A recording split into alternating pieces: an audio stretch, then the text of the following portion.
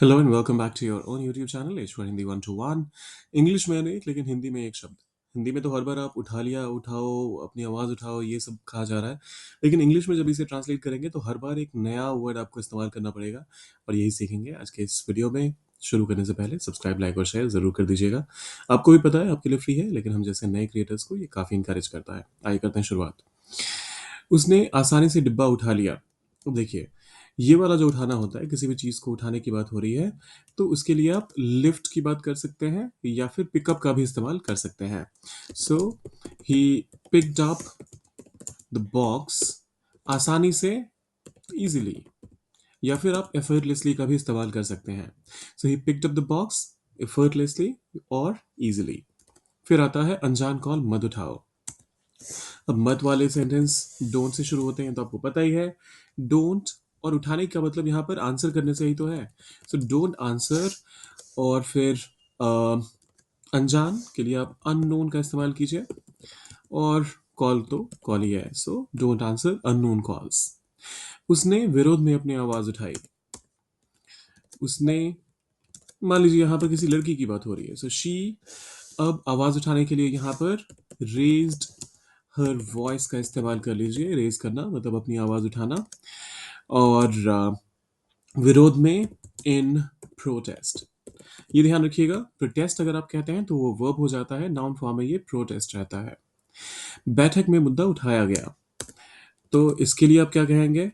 The issue was brought up. आप खुद से तो अपने आप को इशू उठाएगा नहीं, तो किसी और ने उठाया होगा, इसीलिए हमने पैसिव फॉर्म का इस्तेमाल कर लिया। So the issue was brought up बैठक में, इन द मीटिंग। ये, हाँ, अब ये करेक्ट हुआ spelling. The issue is brought up in the meeting. वो अपने परिवार की जिम्मेदारी उठाता है। अरे बाबा, ये तो मैंने और भी ज्यादा गलत कर दिया था। हाँ, वो अपने परिवार की जिम्मेदारी उठाता है। सो ही टेक्स केयर ऑफ। किसी की भी जिम्मेदारी उठाने के लिए आप टेक केयर का इस्तेमाल कर सकते हैं। His family. He takes care of his family. बच्चा सुबह जल्दी उठ गया।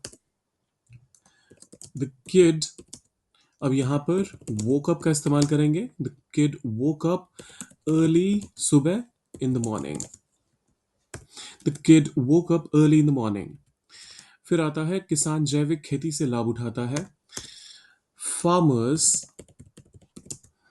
अब देखिए, ये फायदा उठाना लाभ उठाने वाली जो चीज होती है, उसके लिए आप रीप का इस्तेमाल करते हैं, REAP।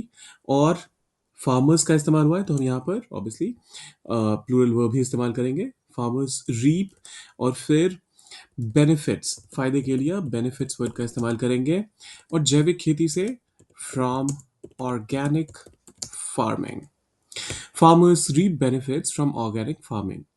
अब अगर यहाँ पर आप एक किसान समझ रहे हैं कि इस सेंटेंस में एक किसान कहने की कोशिश की जा रही है, तो फिर द फार्मर या फिर a farmer reap benefits, sorry reaps benefits हो जाएगा उस केस में, क्योंकि एक फार्मर का आप वहां पर नाम ले रहे हैं। पंछी सुबह सुबह उठ जाते हैं, अब इसे कैसे ट्रांसलेट करेंगे वो सोचिए और डालिए कमेंट बॉक्स में। जाने से पहले सब्सक्राइब, लाइक और शेयर भी जरूर कर दीजिएगा। मिलते हैं जल्दी।